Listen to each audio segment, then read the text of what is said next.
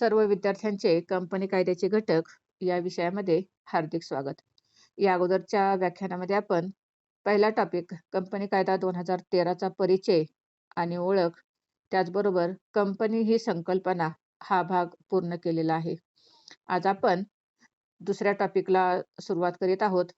आपल्या दुसऱ्या प्रकरणाचं नाव आहे कंपनीची निर्मिती आणि संस्थापना.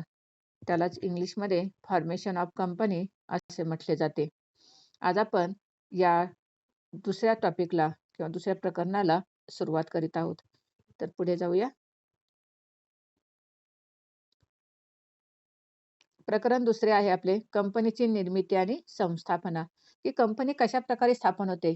आपण पहिल्या टॉपिकमध्ये पाहिलेलंच आहे, की कंपनी ही एक कृत्रिम व्यक्ती आहे. कायद्याने स्थापन झालेली कृत्रिम व्यक्ती म्हणून तिच्याकडे पाहिले जाते. तिला स्वतःचे बोधचिन्ह आहे. त्याचबरोबर अतिशय लोकप्रिय प्रकार म्हणून या प्रकाराकडे पाहिले जाते. भारतामध्ये सर्वात जास्त नवीन संस्थांची स्थापना ही कंपनी या प्रकारामध्ये झालेली आपल्याला दिसून येते. त्यामुळे या कंपनीची जर एखाद्याच्या मनामध्ये स्थापना करण्याची कल्पना आली, तर ती कशाप्रकारे करता येईल? एखाद्याला कंपनी स्थापन करायची तर ती करण्यासाठी कोणत्या स्टेप्स असतात? कोणत्या पद्धतीने ती करता येऊ शकते? त्यासाठी काय-काय करावे लागते? या सर्व गोष्टींचा आज आपण या भागामध्ये अभ्यास करणार आहोत. तर एखादी कंपनी निर्मिती करायची किंवा कंपनीची स्थापना करावयाची म्हणजे ती कशी करावयाची याबाबत आपण अभ्यास करणार आहोत.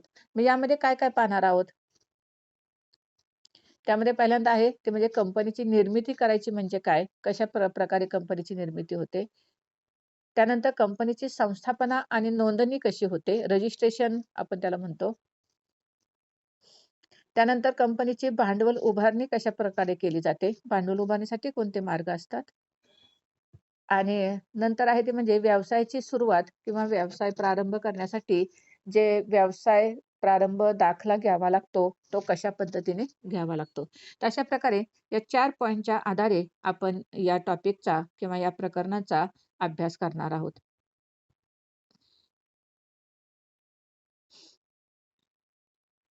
आता पाहूया कंपनीची निर्मिती म्हणजे काय? किंवा कंपनीची निर्मिती करावयाची म्हणजे काय करायची? जेव्हा काही विशिष्ट लोकांचा समूह किंवा मनुष्यबळ, साधनसामग्री, वित्त आणि व्यवस्थापन यांना एकत्र आणून संघटना निर्मितीचा उद्देश समोर ठेवून व्यवसाय संधीचा फायदा घेण्याच्या दृष्टीने एकत्र येतो, तेव्हा कंपनी अस्तित्वात येते. एकल व्यक्ती कंपनीची स्थापना 2013 च्या अधिनियमातील तरतुदीनुसार धर्मादाय हेतूने संस्थापित केली जाऊ शकते. ज्या कंपनीची स्थापना धर्मादाय हेतून झाली असेल, ती त्या कंपनीच्या उद्दिष्टापर्यंतच पर्यावरण संरक्षण, शिक्षण, संशोधन, समाज कल्याण यासारखी उद्दिष्टे समाविष्ट केली जातात व अस्तित्वात असलेल्या तरतुदीनुसार कंपनीचे परवाने देखील रद्द केले जाऊ शकतात. त्या व्यतिरिक्त 2013 च्या अधिनियमानुसार कंपनीचे परवाने केवळ कंपनीच्या गरजांची पूर्तता न केल्यामुळे रद्द केले जात नाहीत, तर कंपनीचे व्यवहार जर मार्गाचा वापर करून किंवा गैरमार्गाने चालत असतील अथवा कंपनीच्या कार्यपद्धतीमुळे किंवा कार्यामुळे सार्वजनिक हितसंबंधांना बाधा येत असेल व उद्दिष्टांना हानी पोहोचत असेल, तरी देखील कंपनीचे परवाने रद्द केले जाऊ शकतात. कंपनीच्या परवान्याबाबत 2013 च्या अधिनियमाने धर्मादाय हेतूने स्थापन झालेल्या कंपन्यांसाठी अधिक कठोर आणि पळवाटा असलेल्या तरतुदी तयार केलेल्या आहेत. आता यामध्ये आपण पाहतो, की कंपनीची निर्मिती कशा-कशा उद्देशाने होऊ शकते. पहिल्यांदा त्यांनी सुरुवातीच्या लाईनमध्ये सांगितलेलं आहे, की जेव्हा काही विशिष्ट लोकांचा समूह, कारण आपण कंपनीची व्याख्या पाहतानाच पाहिलेली आहे, की समान उद्दिष्टाने एकत्र आलेल्या व्यक्तींचा समूह, अशी आपण व्याख्या पाहिलेली होती. त्यानुसार जेव्हा काही विशिष्ट लोकांचा समूह किंवा मनुष्यबळ, साधनसामग्री आणि वित्त, साधनसामग्री म्हणजे तुमची मालमत्ता असेल, जमीन, इमारत असेल. वित्त म्हणजे फायनान्स किंवा भांडवल असेल आणि व्यवस्थापन म्हणजे मॅनेजमेंट यांना एकत्र आणून संघटना निर्मिती करते आणि विशिष्ट उद्देश समोर ठेवून व्यवसाय संधीचा फायदा घेण्याच्या दृष्टीने एकत्र येतो. त्याला कंपनी म्हणतात. अशा आपण व्याख्येमध्ये 2-3 व्याख्या आपण पाहिलेल्या होत्या.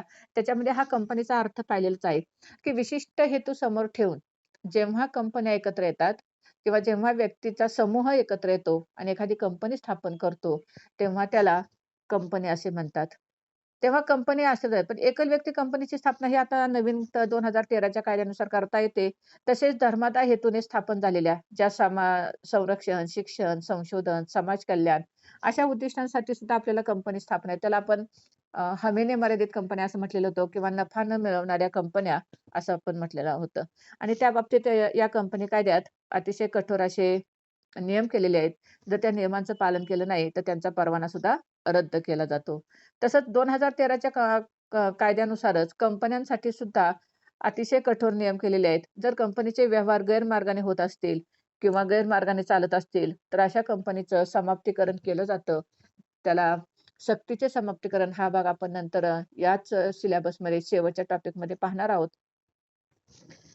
तर कंपनीचा गैरमार्गाने किंवा गैरव्यवहार चालत असेल, तरी सुद्धा ती कंपनी बंद करता येऊ शकते आणि त्यासाठी अतिशय कठोर असे नियम हे कंपनी कायद्यात घातलेले आहेत. याचा अर्थ की कंपनी स्थापन करणं म्हणजे केवळ स्वतःच्या फायद्यासाठी नाही, तर सर्व कंपनी कायद्याच्या नियमांचं आणि तरतुदींचं पालन करूनच आपल्याला कंपनीची निर्मिती करता येते.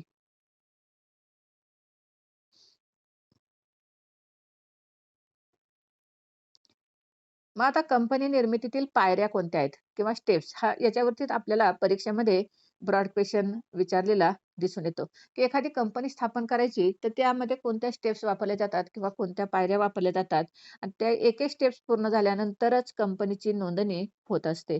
त्यामध्ये पहिली स्टेप्स असते ज्याला आपण अवस्था सुद्धा म्हणू शकतो. कंपनी स्थापनेच्या अवस्था असं सुद्धा म्हटलं जातं.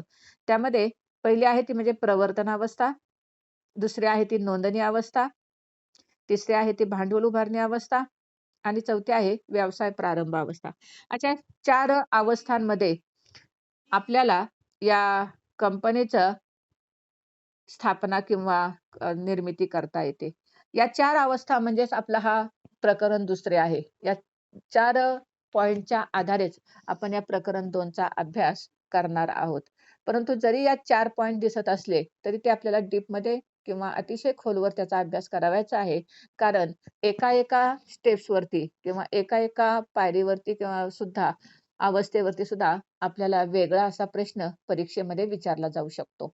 आणि म्हणून या 4 अवस्थांचा अभ्यास आपण सेपरेटली वेगवेगळा करणार आहोत. त्यामधील पहिली अवस्था आपण पाहणार आहोत प्रवर्तन अवस्था. प्रवर्तन अवस्था म्हणजे काय? तर एखाद्या कंपनीचं सुरुवातीची जी स्थापनेची पहिली स्टेज जी असते, तिला आपण प्रवर्तन अवस्था म्हणतो. यामध्ये त्यांनी म्हटल्याप्रमाणेच, की प्रवर्तन ही कंपनी निर्मितीतील पहिली पायरी असते. प्रवर्तन म्हणजे व्यावसायिक संधीचा शोध घेणे आणि त्यामार्फत नफा प्राप्त करून घेण्याच्या हेतूने निधी, मालमत्ता आणि व्यवसाय संबंधित व्यवस्थापन क्षमतांचे संघटन करणे होय. ज्या व्यक्तीवर प्रवर्तनाची जबाबदारी असते, तिला प्रवर्तक असे म्हणतात. प्रवर्तन हे नेहमी प्रवर्तकांच्या मार्फत केले जाते. प्रवर्तक हा वास्तविक स्वरूपात कंपनीची जबाबदारी घेतो. प्रवर्तकांचे भागांमध्ये वर्गीकरण करण्यात आलेले आहे. आता यामध्ये 2 गोष्टींचा त्यांनी उल्लेख केलेला आहे, की प्रवर्तन ही कंपनी निर्मितीतील पहिली पायरी आहे. प्रवर्तन केल्याशिवाय प्रायमरी स्टेज त्याला आपण म्हणू शकतो. तर प्रायमरी स्टेज पूर्ण केल्याशिवाय पुढची अवस्था होत नाही. मग प्रवर्तन म्हणजे नक्की काय? तर त्यांनी सांगितलंय व्यावसायिक संधीचा शोध घेणे, की मला कंपनी स्थापन करायची आहे. मग ती कोणत्या व्यवसायात करता येईल? सध्या कोणत्या व्यवसायाला जास्त मागणी आहे?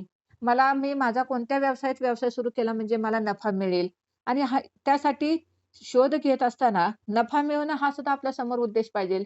केवळ धर्मादाय संस्था या फक्त तुमच्या नफा न मिळवणाऱ्या असू शकतात. पण ज्यावेळेला एखादी व्यक्ती कंपनी किंवा व्यवसाय सुरू करते, तेव्हा मात्र तिचा उद्देश नफा मिळवणे हा असतो. आणि मग नफा प्राप्त करण्यासाठी आणि व्यवसाय करण्याच्या हेतूने जेव्हा निधी म्हणजे फायनान्स, मालमत्ता म्हणजे ॲसेट्स आणि व्यवसाय संबंधित व्यवस्थापन म्हणजे मॅनेजमेंट यांचं संघटन करणे होय. म्हणजे जो प्रवर्तक असेल किंवा ज्याच्या मनात पहिल्यांदा कंपनी स्थापन करण्याचा विचार येतो, त्याला व्यावसायिक संधीचा शोध घेणे म्हणतात. आणि मग ज्याच्या मनात हा विचार येतो त्याला ह्या सगळ्या गोष्टी कराव्या लागतात. त्याला पहिल्यांदा निधी, मालमत्ता आणि व्यवसाय संबंधित व्यवस्थापन क्षमतांचे संघटन करावे लागते. आणि जो व्यक्ती ही जबाबदारी घेतो त्याला आपण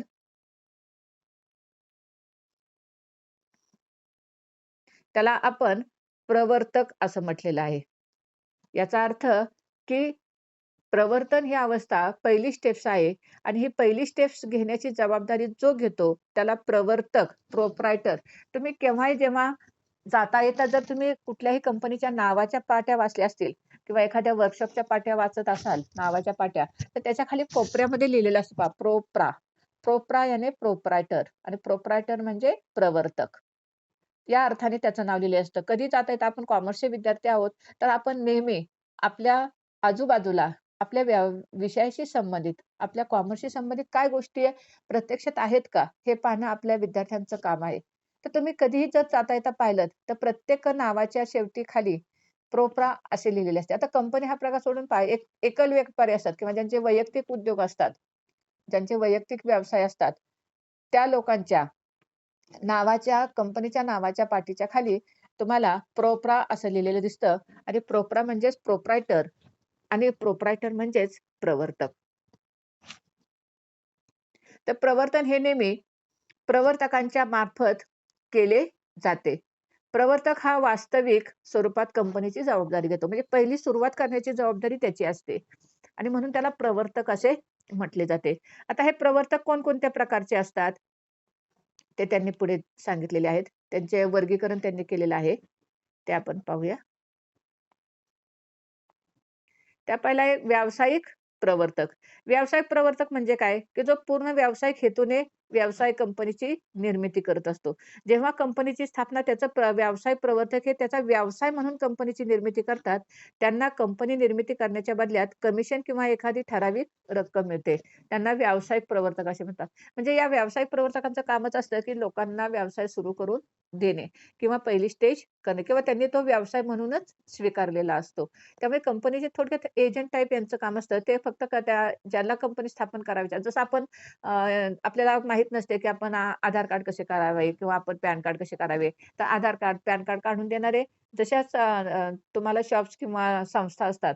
तशा प्रकारे एखाद्याला व्यवसाय सुरू करून देण्याची जबाबदारी घेणारे असे हे व्यावसायिक प्रवर्तक असतात आणि त्यांचा तो व्यवसाय असतो. दुसरा आपण पाहूया नैमित्तिक प्रवर्तक. नैमित्तिक प्रवर्तक म्हणजे काय? तर हे प्रवर्तक कंपनी निर्मितीचे कार्य प्रासंगिकरित्या हाती घेतात आणि कंपनीची निर्मितीचे काम हे त्याच्यातून करून देतात. म्हणजे फक्त विशिष्ट प्रसंगापुरतेच हे एकत्र येतात आणि कंपनीचं स्थापना करून देण्याचं काम हे नैमित्तिक म्हणजे त्या एखाद्या प्रसंगापुरतेच हे किंवा त्या एखाद्या कंपनीच्या स्थापनेपुरतेच हे एकत्र आलेले असतात. त्यांना नैमित्तिक प्रवर्तक असे म्हणतात. आणि तिसरं आहे ते म्हणजे व्यवस्थापकीय प्रवर्तक. तर व्यवस्थापकीय प्रवर्तक म्हणजे मॅनेजरियल प्रोप्रायटर असं म्हणतात. तर जे कंपनीच्या व्यवस्थापनाची जबाबदारी घेतात. म्हणजे प्रवर्तनामध्ये पण ते सहभागी होतात आणि कंपनीच्या व्यवस्थापनामध्ये सुद्धा ते सहभागी होतात. तर असे 3 प्रकारचे प्रवर्तक हे कंपनी स्थापनेच्या अवस्थेमध्ये असलेले आपल्याला दिसून येतात.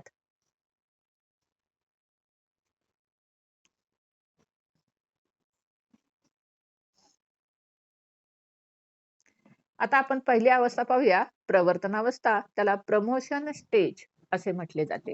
ही अवस्था अतिशय महत्त्वाची असते, कारण ही पहिली पायरी आहे आणि पहिली पायरी चढल्याशिवाय आपल्याला पुढच्या पायऱ्या चढता येत नाही आणि म्हणून प्रवर्तन अवस्था ही कंपनीच्या स्थापनेतील पहिली अवस्था आणि अतिशय महत्त्वाची अवस्था समजली जाते. आता याचा अर्थ पाहूया आपण. प्रवर्तन अवस्था ही कंपनीच्या स्थापनेतील पहिली अवस्था आहे. यामध्ये एक किंवा अनेक व्यक्ती एकत्र येऊन व्यवसाय सुरू करण्यासंबंधी विचार-विनिमय करतात. म्हणजे प्रवर्तन अवस्थेमध्ये पहिल्यांदा काय केलं जातं, तर एक पेक्षा जास्त व्यक्ती एकत्र येतात आणि आपण आपला व्यवसाय सुरू करूया, अशा प्रकारचा विचार करतात. एखादा व्यवसाय सुरू करण्याची संधी शोधल्यानंतर कंपनीचे प्रवर्तक गांभीर्याने, सखोलपणे विचार करतात. व्यवसायाचे स्वरूप, व्यवसायाचे ठिकाण, लागणारे भांडवल, मनुष्यबळ, यंत्रसामग्री इत्यादी बाबींचा विचार करतात व आपल्या व्यवसायात अधिकाधिक नातेवाईक, मित्रमंडळी, इच्छुक गुंतवणूकदार यांनी भांडवल उभारणीत सहभागी व्हावे असे आवाहन करतात. थोडक्यात एखादी कंपनी वास्तवात आणण्यासाठी जे कष्ट उपसावे लागतात, ती अवस्था म्हणजे कंपनीचे प्रवर्तन होय. शेवटच्या वाक्यामध्ये त्यांनी अतिशय छान प्रकारे त्यांनी सांगितलेले पहा, की त्यांनी म्हटलेलं आहे, की वास्तवात एखादी कंपनी वास्तवात आणण्यासाठी या यामध्ये आपण पाहूया. एखादी कंपनी वास्तवात आणण्यासाठी जे कष्ट घ्यावे लागतात, जे प्रयत्न करावे लागतात, ते प्रयत्न करणे म्हणजेच प्रवर्तन अवस्था होय. तर प्रवर्तन अवस्थेमध्ये आपल्या लक्षामध्ये येईल, की ज्यांना कंपनी स्थापन करायची आहेत, अशा व्यक्ती एकत्र येतात. व्यवसाय सुरू करण्याच्या गांभीर्याने सखोलपणे विचार करतात. त्यासाठी लागणारं भांडवल, मनुष्यबळ, यंत्रसामग्री इत्यादी गोष्टींचा विषयी विचार करतात आणि ते आणण्यासाठी आपली मित्रमंडळी, आपले नातेवाईक यांना आवाहन करतात आणि जे लागेल ते कष्ट करण्याची ज्यांची तयारी असते, अशा अवस्थेला प्रवर्तन अवस्था किंवा प्रमोशन स्टेज असे म्हटले जाते. तर थोडक्यात कंपनीच्या स्थापनेमध्ये पहिलं पाऊल टाकणारी अशी ही अवस्था असलेली आपल्याला दिसून येईल. आता प्रवर्तनाची व्याख्या काय आहे? व्याख्या पाहूया आपण. व्यवसाय करण्यासारख्या विविध संधीचा शोध व त्या अनुषंगाने पैसा, मालमत्ता व व्यवस्थापकीय व्यक्ती या सर्वांचा एखाद्या संस्थेत संघटन करून त्याद्वारे नफा मिळवण्याच्या प्रयत्नांना प्रवर्तन असे म्हणतात. अतिशय साध्या आणि सोप्या भाषेत व्याख्या आपल्याला सांगितलेली आहे, की व्यवसाय करण्यासारख्या विविध संधीचा शोध घेणे. म्हणजे जिथे-जिथे मला माझ्या कंपनीचा व्यवसाय करता येईल, अशा कोणत्या संधी आहेत. कोणाला वाटेल कापड व्यवसाय सुरू करावा, कोणाला वाटेल साखर व्यवसाय सुरू करावा, कोणाला वाटेल फक्त खरेदी-विक्री करावी, कोणाला वाटेल कापड व्यवसाय सुरू करावा. म्हणजे कोणता व्यवसाय सुरू करायचा, मला कोणत्या व्यवसायात चांगल्या प्रकारचा नफा मिळू शकेल, या संधीचा शोध घेतला जातो आणि त्यासाठी लागणारा पैसा, मालमत्ता आणि व्यवस्थापकीय व्यक्ती. त्यासाठी काय-काय लागेल मग? व्यवसाय सुरू करण्याचा फक्त म्हणजे मनात आलं की व्यवसाय सुरू होत नाही. तर त्यासाठी भांडवल म्हणजे पैशाची गरज असते. मालमत्ता म्हणजे ॲसेटची गरज असते. व्यवस्थापकीय व्यक्ती म्हणजे मॅनेजमेंट करणाऱ्या व्यक्तींची गरज असते. या सर्वांचं संघटन, या सर्वांना एकत्रित आणण्याचं काम करून त्याद्वारे नफा मिळवण्यासाठी जे प्रयत्न केले जातात, त्या प्रयत्नांना प्रवर्तन असे म्हणतात. असे या व्याख्येद्वारे आपल्याला स्पष्ट करता येईल.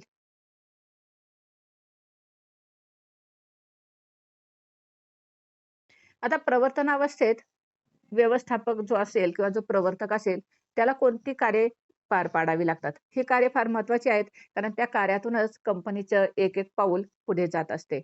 पहिलं असते ते म्हणजे विविध संधींचा शोध घेणे किंवा त्यालाच कल्पना मनात येणे असं सुद्धा म्हटलं जातं. आता विविध संधीचा शोध घेणे म्हणजे काय? तर मला माझा व्यवसाय सुरू करायचा आहे. मग मी कुठे करू शकेन? माझ्या कुठल्या गावात करू शकेल? कुठल्या ठिकाणी करू शकेल? कोणत्या प्रकारात करू शकेल? मग मला कंपनी सुरू करायची तर कोणता व्यवसाय सध्या तेजीमध्ये आहे? आता आपण पाहिलं लॉकडाऊनच्या काळामध्ये, की सर्व कंपन्या बंद पडल्या. मोठे-मोठे व्यवसाय बंद पडले. पण जे अन्न पुरवठा करणाऱ्या ज्या संस्था होत्या, त्या मात्र टिकून राहिल्या. आणि म्हणून तुमच्या आता जर तुम्ही पेपरला किंवा बातम्यांमध्ये वाचत असाल, तर भाजी विक्री किंवा फूडशी रिलेटेड अन्न पुरवठ्याशी रिलेटेड जे व्यवसाय छोटे-छोटे होते, ते मात्र तग धरून राहिले. कारण अन्न वस्त्र, निवारा ही आपली प्राथमिक गरज असते आणि म्हणून या लॉकडाऊनच्या काळामध्ये सुद्धा अन्न पुरवठा करणाऱ्या ज्या कंपन्या होत्या किंवा जे व्यवसाय होते, विशेषतः किराणा माल. इतर वेळेला आपण मॉलमध्ये जाऊन खरेदी करतो, पण मॉल बंद झाले आणि अशा वेळेला किराणा दुकानदारांना मात्र या ठिकाणी चांगली संधी मिळाली आणि जेवढा झाला नसेल तेवढा फायदा या किराणा दुकानदारांना या लॉकडाऊनच्या काळामध्ये झालेला आपल्याला दिसून येतो. तर अशा प्रकारे माझा व्यवसाय मी कुठे सुरू केला म्हणजे मला फायदा मिळेल. मग सध्या कोणत्या व्यवसायाची चलती आहे? सध्या कोणत्या व्यवसायाला जास्त मागणी आहे? सध्या कोणत्या व्यवसायातील वस्तूंना जास्त मागणी आहे? अशा प्रकारचा शोध घेण्याचं काम हे या पहिल्या कार्यामध्ये करावं लागतं. त्यालाच प्रवर्तकाच्या मनात व्यवसाय सुरू करण्याची कल्पना येणे असे सुद्धा म्हटले जाते, की कुठेतरी मनात ठिणगी पडावी लागते. हां, मला व्यवसाय सुरू करायचा आहे. हे कुणाच्या तरी मनात यावे लागते आणि ते जोपर्यंत मनात येत नाही, तोपर्यंत व्यवसाय स्थापन होण्याच्या प्रक्रियेला सुरुवात होत नाही आणि ती पहिली पायरी म्हणजे विविध संधीचा शोध घेणे. दुसरं आहे ते म्हणजे तपशीलवार माहिती गोळा करणे. आता ठीक आहे, आता माझा काय केलं, की मला कळालं, की आता माझा व्यवसाय मला एखाद्या फूड इंडस्ट्रीमध्ये सुरू करावयाचा आहे आणि मग मला फूड इंडस्ट्रीमध्ये सुरू करावयाचं आहे, असं जर माझं पक्कं झालं किंवा त्या व्यावसायिकाचं किंवा त्या प्रवर्तकाच्या मनामध्ये पक्के झालं, की मग त्यासाठी काय लागेल याची माहिती गोळा करावी लागते. मग तुम्ही आता अलीकडे आपल्याकडे इंटरनेटसारखी चांगली सुविधा आहे. तुम्ही इंटरनेटच्या सहाय्याने माहिती गोळा करू शकता. तुम्ही प्रत्यक्षात जाऊन माहिती गोळा करू शकता. जे पहिल्या सुरुवातीला व्यवसाय करतात त्यांच्याकडे भेटी देऊन तुम्ही माहिती गोळा करू शकता. तर ज्या ठिकाणी किंवा जो व्यवसाय आपल्याला करावयाचा आहे, त्या व्यवसायाची आपल्याला तपशीलवार माहिती गोळा करावी लागते. म्हणजेच आपल्याला डिटेल माहिती गोळा करणं हे या दुसऱ्या कार्यामध्ये येतं. माहिती गोळा झाली. आता हे ठीक आहे, हा व्यवसाय असा आहे. या व्यवसायासाठी हे लागणार आहे आणि त्यात आपल्याला गोळा करायचंय. मग ते लागणारं जे साहित्य आपल्याला लागणार आहे, त्याला म्हणायचं साधन सामग्रीची जुळवाजुळव करणे. मग व्यवसाय सुरू करायसाठी काय लागतो? पहिल्यांदा पैसा लागतो, भांडवल लागते, मालमत्ता लागते, व्यक्ती लागतात, भागीदार तुम्हाला सभासद लागतील. जर तुम्हाला खाजगी कंपनी करायची असतील, तर कमी 2 व्यक्ती लागतील. जर तुम्हाला सार्वजनिक कंपनी स्थापन करायची असेल, तर तुम्हाला 7 सभासद लागतील. तर मालमत्ता लागेल, भांडवल लागेल, पैसा लागेल, कागदपत्रे गोळा करावी लागतील. हे सगळ्याची जुळवाजुळव करण्याचं काम हे या तिसऱ्या कार्यामध्ये करावं लागतं. आणि म्हणून साधन सामग्रीची माहिती पहिल्यांदा आपल्या मनात विचार आला, आपण त्या विचाराला पुढे जाऊन आपण त्याची माहिती गोळा केली आणि माहितीनुसार आता आपल्याला साधन सामग्रीची जुळवाजुळव करावी लागते. त्यानंतर सर्वात महत्त्वाचा असतो अर्थपुरवठा. पैशाशिवाय व्यवसाय करता येत नाही. भांडवलाशिवाय व्यवसाय सुरू होत नाही. मग माझ्या भांडवलाला माझ्या कंपनीला, माझ्या व्यवसायाला किती भांडवल लागेल हे प्रवर्तकाने ठरवावे लागेल. मग लागणारं भांडवल मी कुठून? मी स्वतः आणू शकतो का? मी नातेवाईकांच्याकडून घेऊ शकतो का?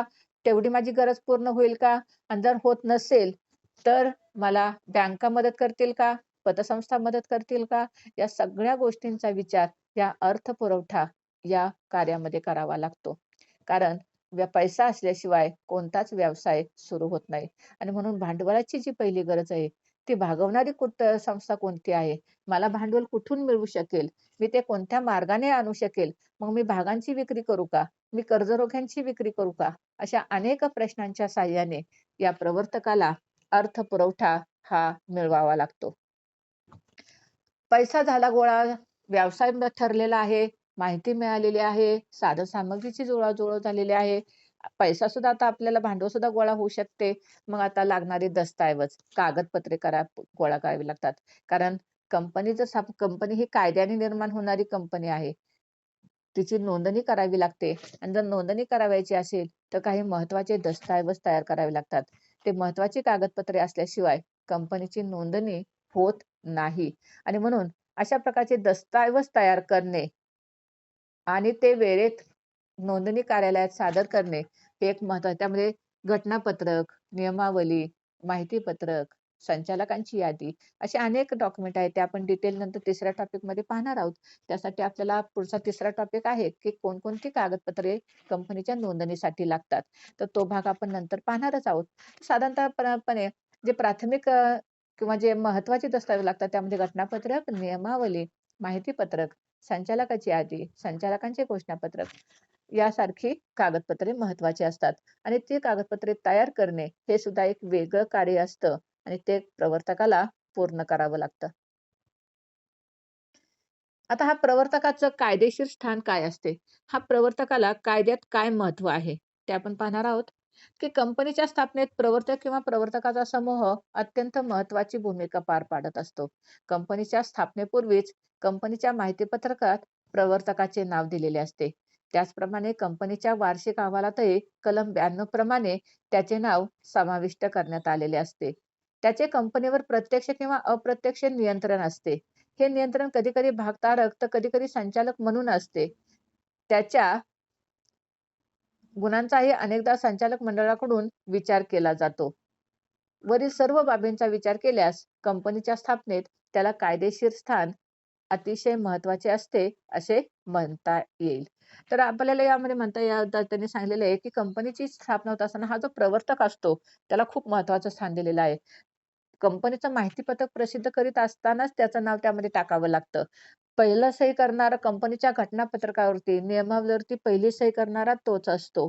त्याचप्रमाणे कंपनीचे जे अहवाल असतात, त्या अहवालावरच्या प्रत्येक कागदपत्रावरती सुद्धा त्याचं नाव देणं हे बंधनकारक असते. कधी-कधी तो भागधारक या नात्याने नियंत्रण ठेवू शकतो किंवा तो संचालक मंडळामध्ये संचालक म्हणून येऊन किंवा व्यवस्थापकीय संचालक, मॅनेजिंग डायरेक्टर होऊन सुद्धा कंपनीवरती नियंत्रण ठेवत असतो आणि म्हणून कंपनीच्या निर्मितीमध्ये ते कंपनी पूर्णपणे चालू राहीपर्यंत या प्रवर्तकाला मोलाचे असे कायदेशीर महत्त्व आहे. जे त्याला या कंपनी कायद्याने दिलेले आहे. आता कंपनीच्या नोंदणीपूर्वी कोणकोणते करार करावे लागतात? आता आपण आता पुढे-पुढे सरकलेलो आहोत पहा, की कंपनी आता प्रवर्तन अवस्था आपण ही पाहत आहोत. त्या प्रवर्तन अवस्थेत काय केलं जातं? कशाप्रकारे एखाद्याच्या मनात विचार आल्यानंतर कंपनी कशी पुढे-पुढे येते?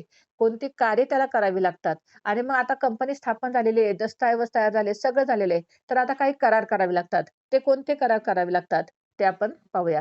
पहिला करार करावा लागतो तो म्हणजे जमीन खरेदी करणे आणि कंपनीसाठी जमीन मिळवणे.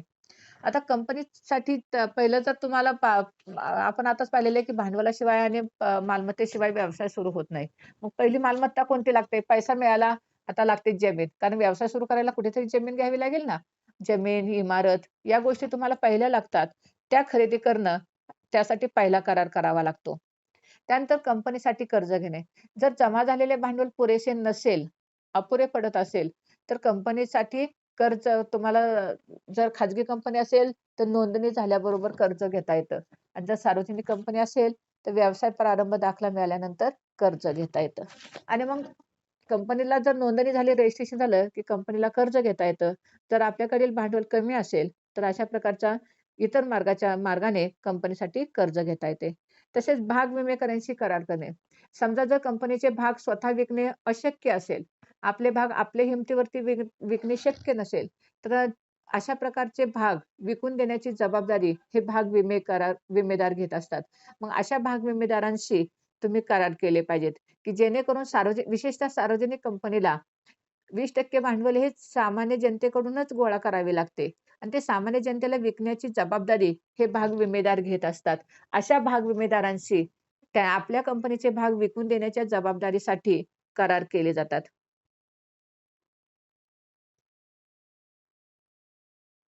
धन्यवाद विद्यार्थ्यांनो, आजचे व्याख्यान शांतपणे ऐकल्याबद्दल. थँक